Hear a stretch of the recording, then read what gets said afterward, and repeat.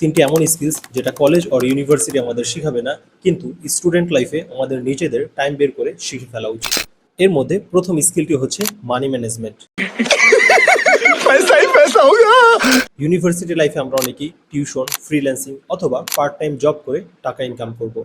এর পাশাপাশি এই টাকা কিভাবে ম্যানেজ করতে হয়, ইনভেস্ট করতে হয় অ্যান্ড নিজের একটা এমার্জেন্সি ফান্ড তৈরি করতে হয়, সেটাও আমাদের শিখতে হবে। দ্বিতীয় স্কিলটি হচ্ছে এআই অ্যান্ড অটোমেশন। নেক্সট এরা যেহেতু এআই এর, তাই আমাদের ফিল্ডে এআই অ্যান্ড টেক কিভাবে কাজ করে সেটা জানা প্রয়োজন।